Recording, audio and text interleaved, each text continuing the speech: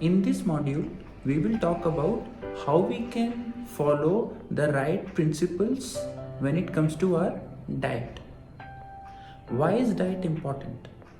You have already learned that if you want to build feminine curves, you need to follow a certain workout routine. But if your workout routine is not supplemented with the right kind of diet and the right eating habits, then you will not be able to see the results that you want to see. After all, as cross-dressers or as transgender people, we have to work extra hard to build those feminine curves, right? So, is it not important that we also take care of the way we eat? Exercise and diet are equally important.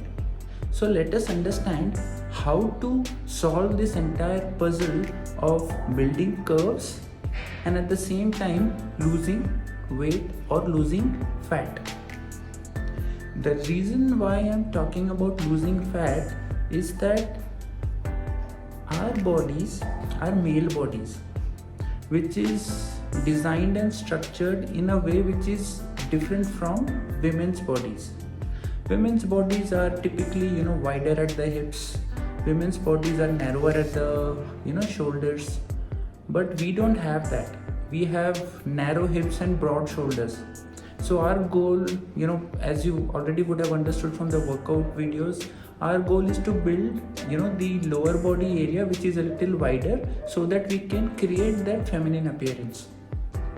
But in order to do that, there are two things that we have to take care. One is to lose some weight and become a little leaner. In other terms, fat loss. The second thing that we have to take care is that the exercises that we are doing should be supplemented with the right amount of protein so that the muscles in those areas are able to grow. Because when our lower body is able to grow and we are applying the right amount of protein, we will be able to see over a period of time that the shape becomes more feminine. So let us understand how we can build muscles or how we can grow our lower body area and build those curves, and at the same time also lose fat and become leaner. Human body works on calories or energy. If we consume more than what we need in a particular day, we gain weight. If we consume less energy or less calories than what we need in a day, then we lose weight. The calories that we are consuming through our food is used in our day-to-day, activities and body functions. Or if not used, they get stored as fat or excess fat in our body. This is where the concept of energy balance comes into picture. You are either in a positive energy balance or in a negative energy balance. As I explained, if you are eating more calories than what you need in a particular day, you are in a positive energy balance. If you are consuming less than what you need in a particular day, you are in a negative energy balance. This is the basic and the most fundamental thing that we all have to understand when it comes to our diet. Before we go further, let us understand the main components of our food. Whatever you eat in a particular day has protein, carbohydrates and fat. These are called the macronutrients of your food. Then you have vitamins and minerals, which are known as the micronutrients. Next, let's understand the three main nutrients of our food. First is protein. Protein are the building blocks of our tissues, organs, muscles, bones and cells. Second is carbohydrate. Carbohydrate are also called as sugar molecules. Whenever we eat something, our food is broken down. The carbohydrate component of our food is broken down into glucose or sugar molecules, which then becomes the main energy source for our day-to-day activities. The third component of our food or the third macronutrient of our food is called fat. Fat is nothing but emergency source of energy. Our body will start using fat only when the primary source of energy is over. When it comes to protein, the sources of protein for non-vegetarian people is meat, eggs, chicken, fish. All these food items carry a lot of protein in it. People who are vegetarians, they can consume things like dal, pulses, different kinds of beans. They have a lot of protein in it.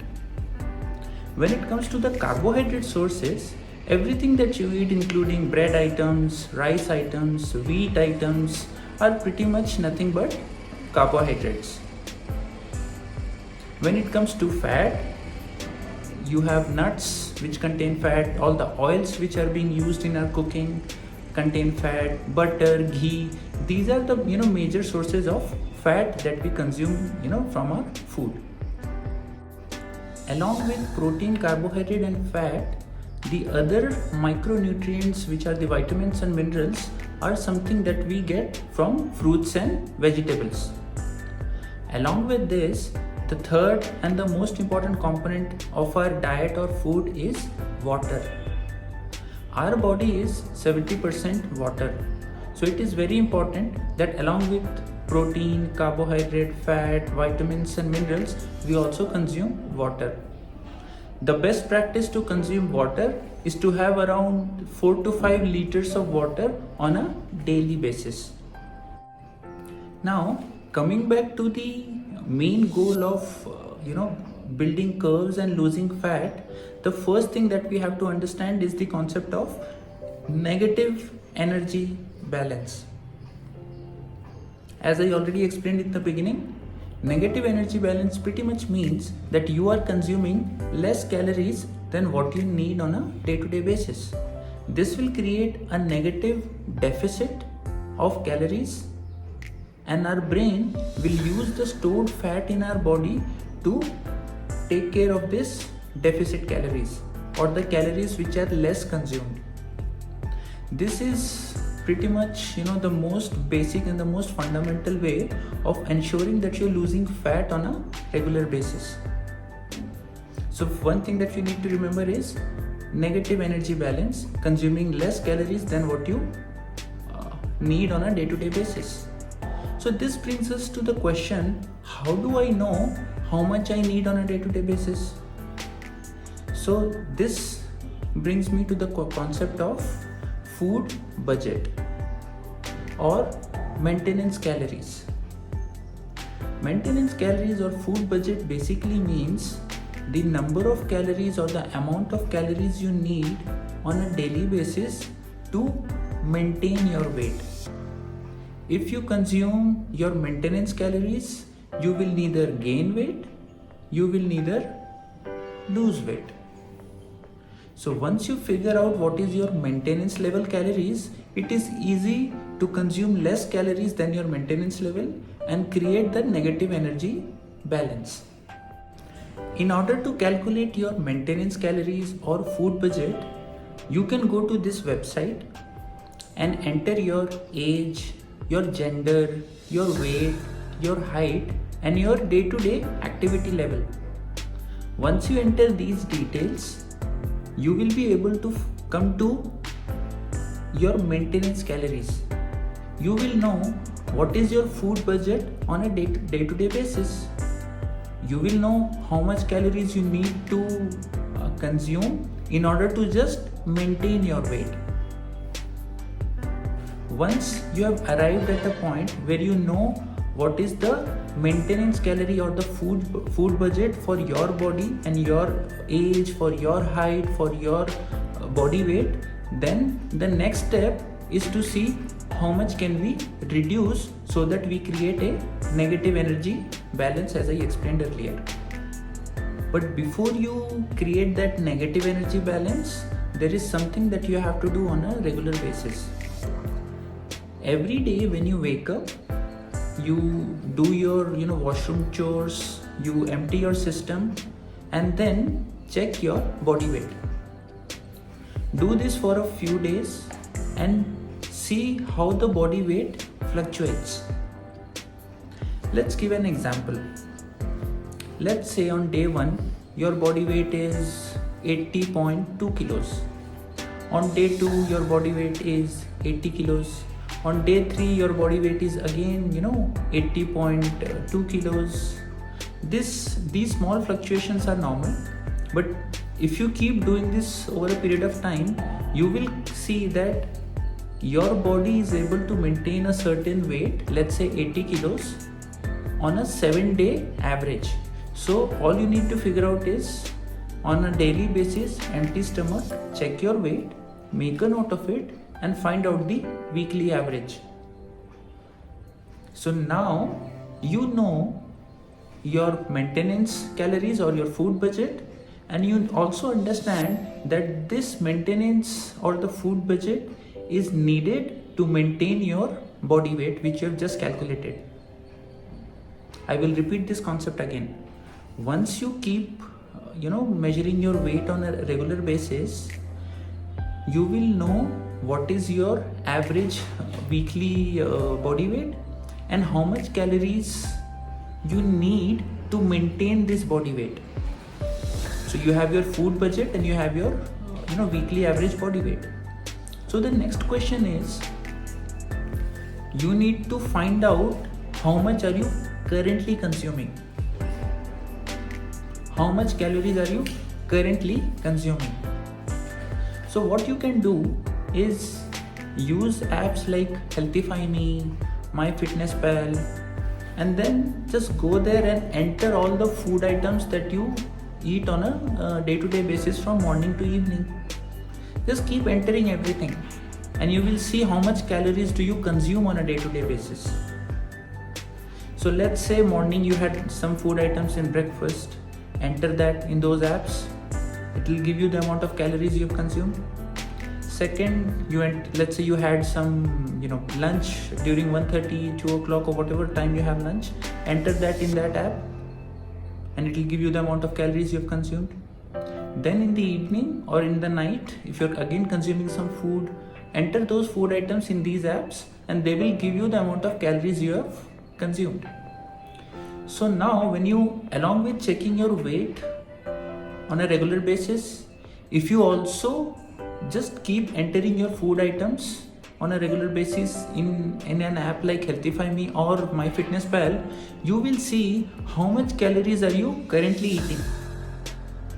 So now you will know what you're eating on a regular basis, your current calorie intake, and what is your body weight. And the third thing you already know is what is the maintenance calories. Now if you see what is your maintenance calories or food budget and compare that with your food intake, you will understand if you're consuming more food or you're consuming less food.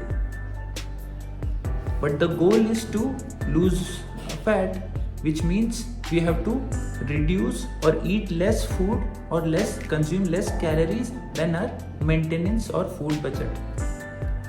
So the ideal way to get started is to consume 500 calories less than your maintenance, or let's say 20% calories less than your maintenance.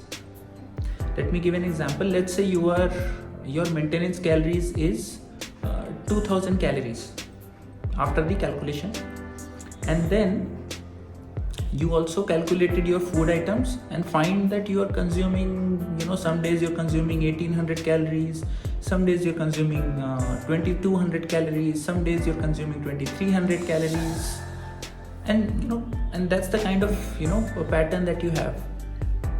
Now you have to reduce 20% from your maintenance calories, meaning 400 calories.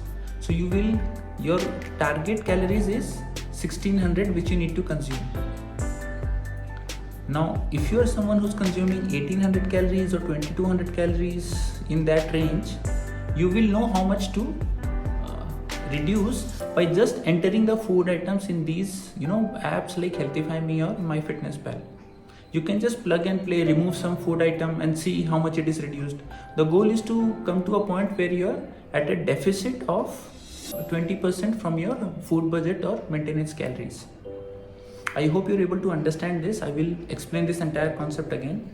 First, find out your maintenance calories. Second, find out your body weight, weekly average. Third, find out what you are currently consuming from your eating patterns or eating habits, and see what you can reduce. Just the food items or something that you can reduce. Use these apps, they will tell you how much you're able to reduce or how much you're able to gain. So once you start doing this on a regular basis, you will be able to reduce 20% calories from your maintenance level just by entering these food items in these apps, and you will know how much you're consuming. If you're someone whose maintenance is, let's say, 2500 calories, so your reduction should be 20% of that, which is 500 calories. So your new calorie intake should be 2000 calories as compared to 2500. If you're someone whose maintenance is 3000 calories, then you have to reduce 20% of that, which is 600 calories. So your new calorie intake from 3000 comes down to 2400 calories. And how do we consume 2400 or the new target that we have? Just enter the food items that you're already consuming and see what you can remove. Maybe you can remove something in the breakfast, maybe you can remove something in the lunch or dinner or snacks, and see, it's more like, you can play with these apps. It's very simple. All you have to do is enter the food items and see what you can add, what you can subtract, and see, how you're able to hit the calorie number that you target. This will help you to create the negative energy balance, and you will be able to start losing fat. But another thing that we have to take care is to protect our muscles. Yes, you have already started, let's say, reducing your calorie intake and you started losing fat, but since you are also doing workouts, you have to ensure that your muscles are protected and your muscles in the hip area and thigh area are growing, so that you have that feminine appearance, right? So to take care of that, to ensure that along with losing fat, you're also gaining muscle or building your curves, is to consume the right amount of protein. I have already covered what are the sources of protein. So what you can do is pick the sources of protein that you're comfortable with, based on whether you're vegetarian or non-vegetarian, and again enter these items in an app like Healthify Me or MyFitnessPal, and see how much protein are you able to consume. The ideal amount of protein for you to build your curves is 1 to 1.5 grams of your body weight, which is the bare minimum. So for example, if you're someone whose body weight is 70 kgs, around 95 to 100 grams of protein is something which you need on a daily basis whenever you're working out. If you're someone whose body weight is 80 kilos, your protein requirement would be close to 110 or 120 grams every day. So do this calculation. So basically it's a 4-step process. The first step being finding out your maintenance calories. Second step is to find out if on a weekly basis your body's weight is going up or body weight is going down through that 7-day weekly average. Third step is to enter the food items, what you are eating, and see what's the calorie that you're consuming. Either it is too high or too low. In this step, you have to figure out the 20% reduction calorie target, the new calorie target for fat loss. And the last step is to increase the amount of protein through different protein sources, be it non-vegetarian sources like meat, eggs, or vegetarian sources like dals, pulses, different kind of beans, sprouts, peanuts, etc. Once you do this over a period of time, you will see that you are able to supplement or help your workouts by giving the right food. As your protein intake goes up, you are able to recover from your workouts. As your protein intake goes up, you are also able to see that the muscles that you are targeting through these exercises are also started to build. And on the other hand, as you have reduced the calorie intake by 20% from your maintenance level, or the food budget level, you are also able to reduce fat. So this is the entire science of losing fat and gaining muscle or building curves at the same time. I hope this information was useful to you.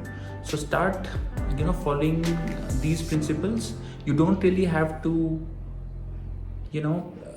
eat follow some great diet, or this keto diet or paleo diet or intermittent fasting or this or that. You don't really have to do any of these things. Those are very advanced methods. You can do that once you get a little comfortable with the entire concept of working out and following a certain diet pattern. For now, just keep following your workouts, and in the diet, when it comes to the diet, just reduce 20% from your maintenance and increase protein to 1 to 1.5 grams of your body weight. If you just do this and monitor your weight on a regular basis, you will see that your weight has started to reduce, or if it is reducing or increasing. Whenever you see the weight is reducing, great. If you see that your weight is increasing, then you know what to do. Reduce some 10% or 20% calories and continue the same principle again and again and again. So that's it for this video. I hope you will start working out. I hope you will start following the diet practices that I have explained, and over a period of 2 to 3 months you will see significant change. You will be able to build the curves and the strength that you need to just be a very healthy and vibrant person.